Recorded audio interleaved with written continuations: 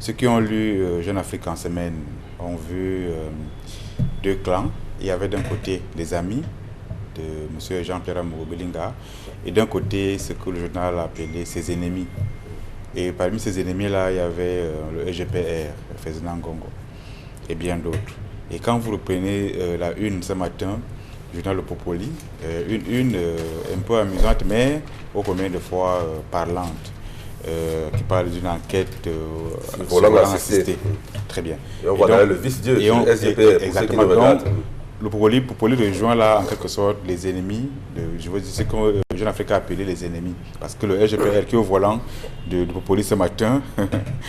Au volant de l'enquêteur. Parce que volant de l'enquêteur. C'est le commissaire du gouvernement qui est devant lui. Exactement. Donc on a le commissaire du gouvernement au volant, mais derrière lui il y a l'ombre du SGPR Ferdinand Ngongo qui fait partie des ennemis donc évoqués Jeune Afrique. Et donc lorsque vous avez pris l'enquête du travail de Jeune Afrique et que vous regardez un peu la une du Popoli ce matin, vous comprenez qu'en fait, les renvois qui sont devenus récurrents au niveau du comité du gouvernement tiennent du fait qu'il y a deux forces qui se neutralisent. Il y en a une qui a failli prendre le dessus sur l'autre, et là, on a le sentiment qui se dégage, c'est que l'autre côté a pris position, a pris la clé 14 a raté en quelque sorte, et c'est vers là où on est en train de cheminer. C'est ce qui fait que l'enquête soit franchement bloquée. Sinon, comment comprendre qu'une affaire il faut quand même rappeler que le collège des commissaires et colonels qui enquêtent sur l'affaire ne sont pas des blancs-becs. C'est quand même,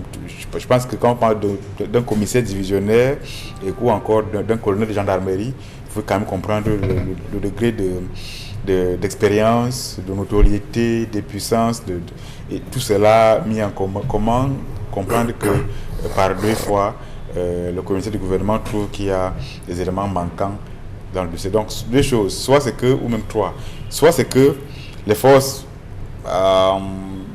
bataille se neutralisent, soit le dossier est vide et on veut créer un faux problème, soit c'est que il faut trouver le vrai coupable.